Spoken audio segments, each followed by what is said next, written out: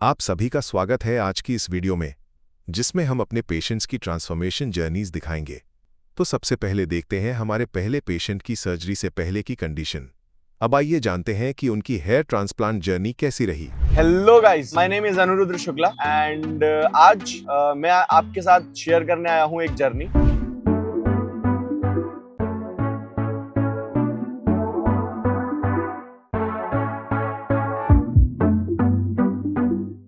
वो जर्नी जो आजकल शायद हर इंसान के साथ हैपनिंग है। It might be unfortunate as well for some people because उससे हमारा लाइफस्टाइल बहुत ज्यादा इम्पैक्ट होता है। हाँ जी, मैं आपसे बात करने वाला हूँ अपने हेयर ट्रांसप्लांट जर्नी की।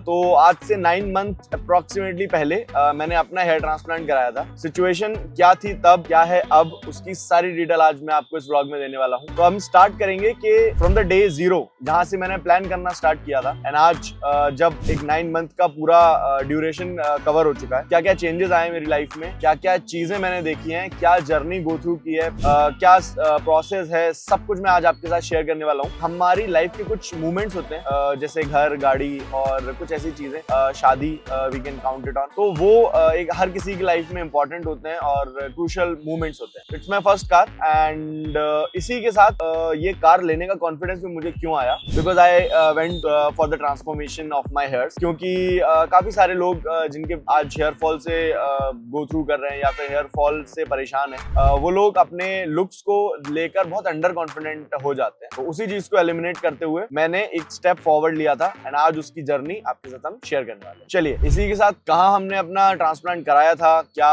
प्रोसेस था, क्या प्रोसीजर हमने फॉलो किया, प्री पोस्ट केयर जो हमने की है, सारी चीजों के साथ आपको ले चलते हैं सबसे पहले वहां जहां से हमने अपना हेयर ट्रांसप्लांट करवाया है। और आज हम अपनी करवाएंगे 4th PRP, which is again a crucial step in your hair transplant journey, या फिर I should say hair transformation journey. तो चलिए सबसे पहले हम वहां चलते हैं उस सेंटर पर और आपको बताते हैं क्या अपडेट है एंड क्या वो सेंटर है और क्या क्या सर्विसेज वहां प्रोवाइड की जाती है।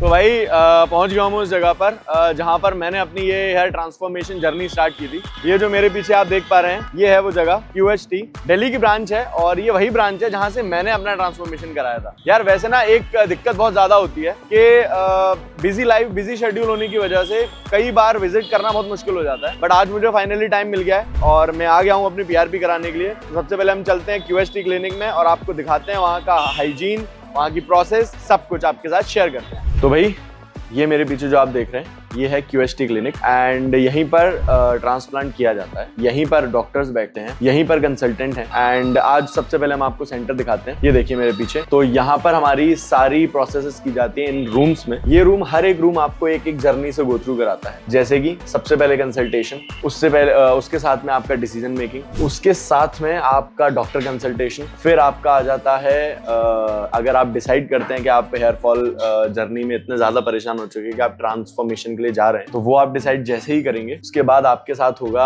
टेस्ट, जो लैब इनकी है यहीं पर। उसी के साथ में आपको एक जब जर्नी स्टार्ट होगी तो उसके सारे स्टेप्स इन्हीं रूम से गो थ्रू होंगे। और उसके साथ ये देखिए मेरे पीछे जो आप देख रहे हैं, ये है उन लोगों की पिक्चर्स जिन्होंने यहाँ से हेयर ट्रांसप्लांट कराया है और आप देख सकते हैं इनके रिजल्ट्स कुछ मेरे रिजल्ट से भी अच्छे हैं। क्यों? क्योंकि अभी मुझे सिर्फ 9 मंथ्स हुए हैं। जैसे जैसे मुझे टाइम होता जाएगा वैसे वैसे मेरे भी रिजल्ट्स अच्छे होते जाएंगे और इन्हीं लोगों के बीच में शायद एक मेरी भी फोटो होगी। इन्हीं का रीजन है, ये ट्रस्ट फैक्टर है कि QHT में क्या काम होता है, कैसे काम होता है एंड हम कहाँ तक अपने हेयर ट्रांसप्लांट जर्नी को लेके जा सकते हैं। तो गाइस ये आ गए हम यहाँ के वेटिंग एरिया में। यहाँ पर अभी हम लोग वेट करेंगे हमारी टर्न आने का। आज हम अभी यहाँ PRP के लिए आए हैं। तो बेसिकली अगर आज आप इस व्लॉग में मेरे साथ बने रहते हैं तो शायद मैं आपके वो सारे डाउट क्लियर कर पाऊँ जो एक पर्सन को हेयर ट्रांसफॉर्मेशन जर्नी के लिए सबसे ज्यादा जरूरी हो। जब हमारे हेयर फॉल स्टार्ट होता है तो हम बहुत ज्यादा कॉन्शियस होते हैं, बहुत सारी चीजें हमारे माइंड में चल रही होती हैं, हमें ये समझ नहीं आता है कि हमें कराना चाहिए, नहीं कराना चाहिए। बहुत सारे आफ्टर मार्केट रिजल्ट्स भी हैं, बहुत सारी बातें चलती हैं। तो अगर आप अभी तक इस व्लॉग में यहाँ हैं, आगे भी बने रहिए क्योंकि आज आपको इस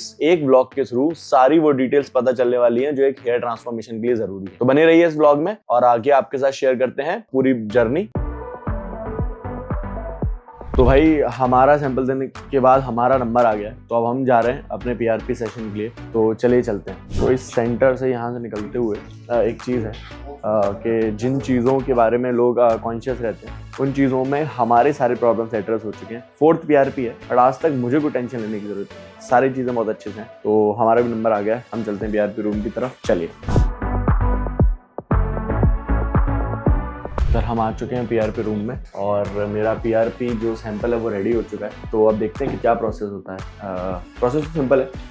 पीआरपी ट्यूब्स से जो मेरा प्लाज्मा है उनको कलेक्ट करके सिरिंज में ले लिया जाएगा एंड वही मुझे इंजेक्ट किया जाएगा। तो भाई इशू तो यही रहता है सबको कि यार सर बहुत डेलिकेट जगह होता है हेड, तो पेन कितना होता है? तो I can say 3 out of 10, मतलब जितना एक चींटी के काटने पे दर्द होता है सिर्फ उतना ही होता है। बाकी हमारे सर हैं वो उनके हाथ का जादू है, ऐसा कुछ पेन हो भी नहीं रहा है। तो पेन नेग्लिजिबल है, इजीली बियरेबल है, तो नोटिसेबली तो कोई पेन नहीं है। अपार्ट फ्रॉम दैट अगर आपकी स्किन थोड़ी सेंसिटिव या कुछ है तो मुझे तो ऐसा कोई भी पेन नहीं हो रहा है। मेरे लिए तो बिल्कुल स्मूथ प्रोसेस है यार। मुझे तो ऐसा लगा जो मेरे बॉडी के साथ रिएक्ट किया है शायद 100 times बेटर रिजल्ट आपको मिल सकता है अगर आप पीआरपी सेशंस ले रहे हैं तो। और अल्टीमेटली तो वो सिर्फ आपकी जो ग्रोथ है उसको बूस्ट करने का काम कर रही है। मेरे हिसाब से तो 10 out of 10 लेना ही चाहिए। तो भाई पीआरपी भी हो गई हमारी और सारी बातें आपको बता भी दी हैं, सारी चीजें पूरी जर्नी आपके साथ अच्छे से शेयर कर दी है। तो आज के लिए हम इतना ही रखते हैं और आपसे मिलते हैं अब हम नेक्स्ट जर्नी में। आगे की क्या जर्नी होती है एंड आगे क्या हमारी प्रोसेस होती है और कितनी ग्रोथ होती है। चलिए, thank you so much for this vlog and आपसे मिलते हैं बहुत जल्द एक नए व्लॉग में। अब आगे बढ़ते हैं और मिलते हैं हमारे अगले पेशेंट से।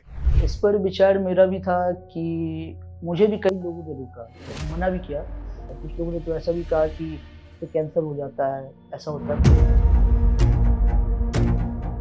मैंने जहाँ तक रिसर्च किया गूगल से, यूट्यूब से, जितने भी ऑनलाइन प्लेटफॉर्म है हर जगह से, तो और बहुत सारे मैंने डॉक्टर्स के रिव्यूज़ भी देखे यूट्यूब पर, तो मुझे कहीं से भी ऐसा लगा नहीं कि मैंने ये सोचा कि अगर कोई सर्जरी आई है और ये जो भी है ये हमारे हेल्थ डिपार्टमेंट से सब कुछ पास होकर आता है, तो अगर ऐसा होता तो ये कभी पास नहीं होता। हमारे जो भी हेल्थ गवर्नमेंट डिपार्टमेंट है वहाँ से कभी तो पास नहीं होता, जिस वजह से मुझे पास तक ऐसा कुछ होने वाला नहीं है। और जिन भी लोगों ने कहा उन लोगों को मैं जानता हूँ कि उन लोगों ने ना तो कभी हेयर ट्रांसप्लांट किया है, ना ही उनके फैमिली ने किसी ने किया है, ना आसपास के लोगों ने किया, ना उन्होंने कभी इस पर रिसर्च किया है। बस कहीं ना कहीं से सुना है और सुनकर उन्होंने कहा कि इससे कैंसर हो जाता है, इसके साइड इफ़ेक्ट होते हैं। तो मैं इस वजह से इस मिथ को नहीं मानता हूँ। मेरा नाम सोनू यादव है। आज मैं आया हूँ क्यूवेस्टी क्लिनिक हरिद्वार अपने हेयर ट्रांसप्लांट सर्जरी। क्यूवेस्टी के बारे में मुझे पता चली ऑनलाइन प्लेटफॉर्म से, जैसे कि यूट्यूब वगैरह हुआ, इन सब जगहों से मुझे पता चली थी। और क्यूवेस्टी का जो मैंने देखा कि बहुत सारे सेलिब्रिटीज़ यहाँ पर ट्रांसप्लांट करा रहे हैं और उनका रिजल्ट काफ़ी अच्छा आ रहा है। मैंने और भी रिसर्च किए थे, बहुत से प्लेटफॉर्म थे इस तरह के, बहुत से क्लिनिक्स थे जहाँ पर ट्रांसप्लांट वगैरह हो रही थी, लेकिन मुझे क्यूवेस्टी का सबसे बेटर रिजल्ट दिखा, जो कि हाई डेंसिटी दे रहा था और काफ़ी अच्छा, एक नया कॉन्फिडेंस, नया लुक, इस तरह का मैंने काफ़ी सारे रिजल्ट्स देखे, जिस कारण मैंने क्यूवेस्टी को चूज़ किया। मेरा हेयर फॉल लगभग 3-4 साल से हो रही है और उसे रोकने के लिए मैंने काफ़ी कुछ ट्राई किया, जैसे आप बता सकते हैं होम्योपैथिक बहुत ज़्यादा मैंने ट्राई किया था। उसके बाद फिर मैंने मिनॉक्सिडिल भी ट्राई किया था और मिनॉक्सिडिल के साथ और भी वो सब टैबलेट्स वगैरह कुछ दिए गए थे, वो सब भी मैंने काफ़ी ट्राई किया। उससे कुछ रिजल्ट होता था, मगर फिर कुछ महीनों बाद फिर वापस से वही हेयर फॉल स्टार्ट हो जाता था।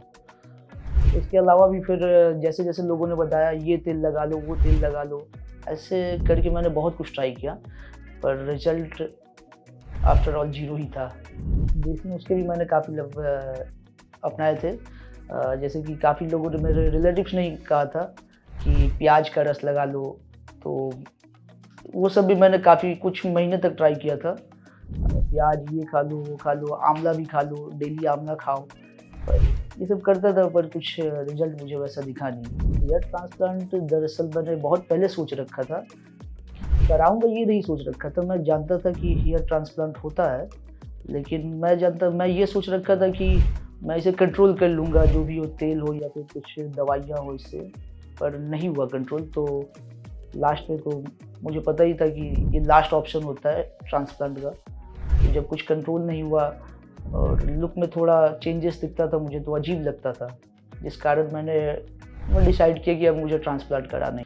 वो मुझे पता है कि थोड़ा कॉन्फिडेंस लो होता था, थोड़ा अजीब लगता था, कुछ करने में ऐसा लगता था कि मेरा एज काफ़ी आगे चला गया है और मैं उसे पकड़ के रखना चाहता था, क्योंकि अभी निकला नहीं है एज। मैं इस तरह से बता सकता हूँ कि मैंने अपने लाइफ में बहुत कुछ सोच रखा था, कुछ ऐसी अचीव करना है, कुछ बड़ा करना है, और पता नहीं कहीं से भी ये घूम फिर कर आता है जब, तो मुझे लगता है कि जब मैं सोशली जब किसी फेस करूँगा किसी मंच पर या फिर कहीं पर भी, तो उसमें एक पर्सनैलिटी बहुत मायने रखती है, और हमारी वो पर्सनैलिटी जो आती है वो ज़्यादातर हमारे बालों से कहीं ना कहीं बहुत जुड़ा हुआ है।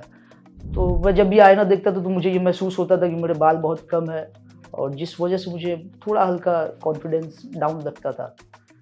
तो मुझे पता था कि अभी फ़िलहाल मेरा बाल बचे हुए हैं, मैं ऐसे गिरा के सेट कर लेता था। तो मुझे पता था कि अभी अगर मैंने इसका ट्रीटमेंट नहीं किया तो आगे जाकर ये और भी कम हो जाएंगे, और उस वक्त मेरे लिए ज़्यादा प्रॉब्लम हो सकती है। कॉन्फिडेंस अभी से तो मुझे लो लग रहा था, उस समय और भी ज़्यादा डाउन था। जी हाँ, घर वालों को बता कर आया हूँ मैं हेयर ट्रांसप्लांट के लिए, और सच बताऊँ तो मम्मी को पता है और फैमिली में बहनों को पता है, पापा को नहीं पता है। उन लोगों ने बताया कि वो लोग ज़्यादातर मुझे जानते हैं कि मैं जो भी मैं डिसाइड करता हूँ वो सब कुछ देखकर और सही सोच समझ कर ही करता हूँ। तो उन लोगों ने कहा कि ठीक है, जैसी तुम्हारी इच्छा कर सकते हो। इस पर विचार मेरा भी था कि मुझे भी कई लोगों ने रोका और मना भी किया। मेरे कई दोस्तों ने कहा कि अरे तुम जानते नहीं हो, तो इस बारे में पहले जान लो फिर कुछ करना। ये सर्जरी जो है ये फेल हो जाता है, इसका साइड इफ़ेक्ट आता है। कुछ लोगों ने तो ऐसा भी कहा कि इससे कैंसर हो जाता है, ऐसा होता है। पर मैंने जहाँ तक रिसर्च किया गूगल से, यूट्यूब से, जितने भी ऑनलाइन प्लेटफॉर्म है हर जगह से, तो और बहुत सारे मैंने डॉक्टर्स के रिव्यूज़ भी देखे यूट्यूब पर, तो मुझे कहीं से भी ऐसा लगा नहीं कि मैंने ये सोचा कि अगर कोई सर्जरी आई है और ये जो भी है ये हमारे हेल्थ डिपार्टमेंट से सब कुछ पास होकर आता है, तो अगर ऐसा होता तो ये कभी पास नहीं होता। हमारे जो भी हेल्थ गवर्नमेंट डिपार्टमेंट है वहाँ से कभी तो पास नहीं होता, जिस वजह से मुझे विश्वास था कि ऐसा कुछ होने वाला नहीं है। और जिन भी लोगों ने कहा उन लोगों को मैं जानता हूँ कि उन लोगों ने ना तो कभी हेयर ट्रांसप्लांट किया है, ना ही उनके फैमिली ने किसी ने किया है, ना आसपास के लोगों ने किया है, ना उन्होंने कभी इस पर रिसर्च किया है। बस कहीं ना कहीं से सुना है और सुनकर उन्होंने कहा कि इससे कैंसर हो जाता है, इसके साइड इफ़ेक्ट होते हैं। तो मैं इस वजह से इस मिथ को नहीं मानता हूँ। बाल वापस आ जाएंगे, जीवन में प्रभाव वही पड़ेगा कि फिर से कॉन्फिडेंस तो हमेशा है, मगर और भी मेरा हाई होगा, जो कि थोड़ा अभी कॉन्फिडेंस कभी डाउन नहीं होता, मगर एक कहीं से लगता है कि यहाँ बाल कम हो गए, तो जैसे मैं समय से आगे जैसे निकल गया, एज आगे निकल गए हो, और अभी बहुत काफ़ी यंग एज है, तो मुझे ऐसा लगता है कि अभी एज है मेरे पास, अभी समय है, बहुत कुछ करना है। और बाल की वजह से मुझे ऐसा लगता था कि जैसे मेरा समय ख़त्म हो गया है, मैं बहुत आगे निकल चुका हूँ। तो अगर मेरे ट्रांसप्लांट कराता हूँ, रिजल्ट अच्छे आते हैं, मेरा कॉन्फिडेंस अभी जो है वो और भी हाई होगा, और भी मुझे करने की बहुत इच्छा जागेगी, और भी बहुत कुछ करने का चाहूँगा मैं, और जो भी करना चाहता हूँ वो उसका ब्लेड तो करना ही है। मेरी जब बात हुई थी तो 4500 ग्राफ्ट्स की बात हुई थी मेरी। ओके दोस्तों, अब मैं जा रहा हूँ सर्जरी के लिए। आगे का एक्सपीरियंस सर्जरी के बाद मैं आप लोगों से शेयर करूँगा।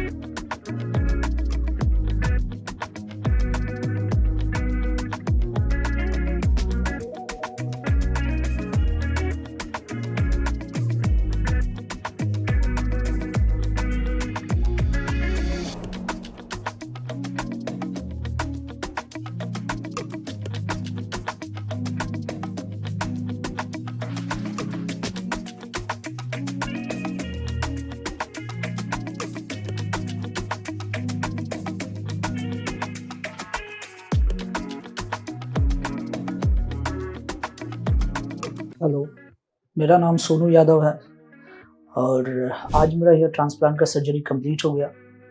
मुझे टोटल 4500 ग्राफ्ट्स लगे हैं, आप देख सकते हैं। और मेरी सर्जरी में, हेयर ट्रांसप्लांट सर्जरी में टोटल 11 से 12 घंटे का समय लगा और डॉक्टर्स काफ़ी सपोर्टिव थे।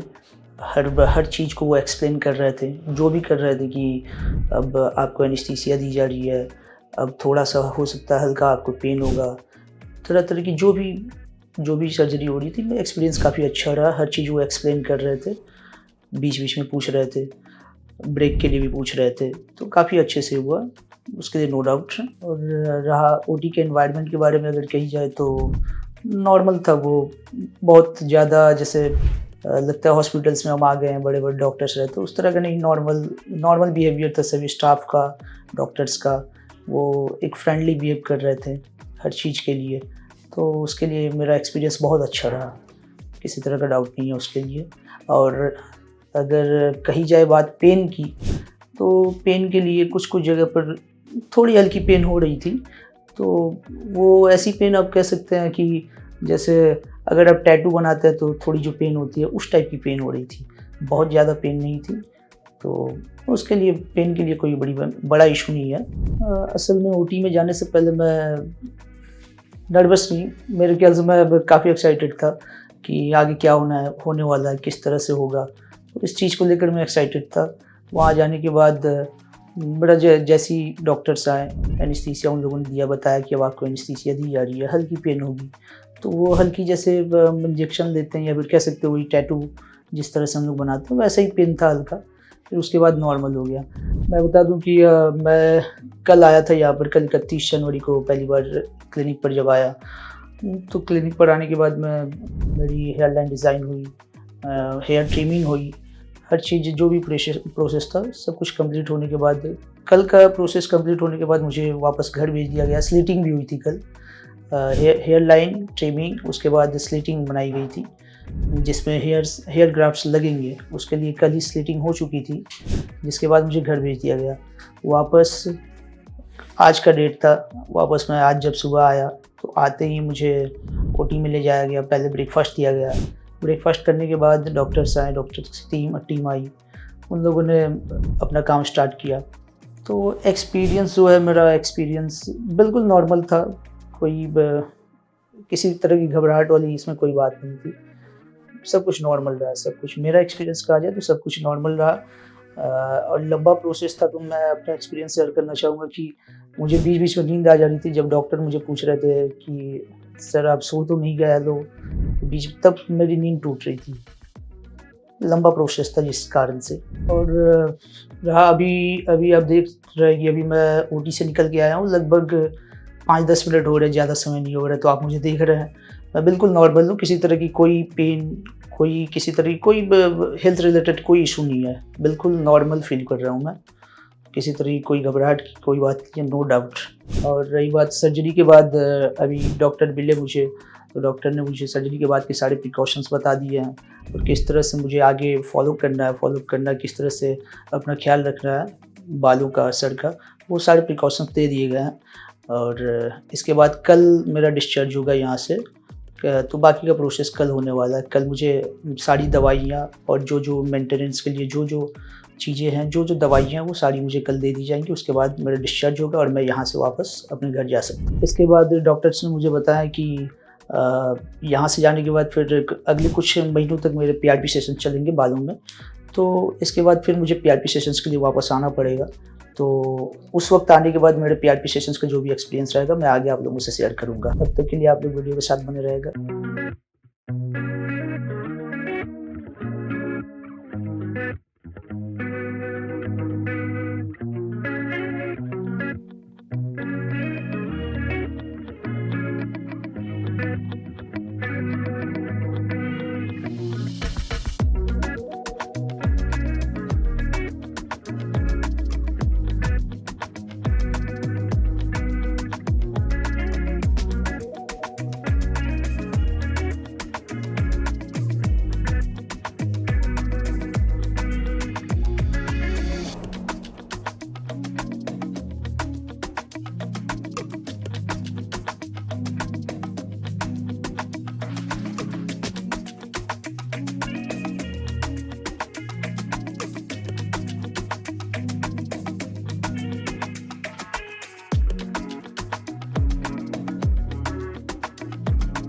हेलो फ्रेंड्स, अगर आपने अभी तक हमारे चैनल को सब्सक्राइब नहीं किया है तो प्लीज इस वीडियो को लाइक कीजिए, शेयर कीजिए और हमारे चैनल को सब्सक्राइब कीजिए और ध्यान रहे बेल आइकन दबाना ना भूलें, जिससे हमारे हर वीडियो का अपडेट आपको समय समय पर मिलता रहेगा।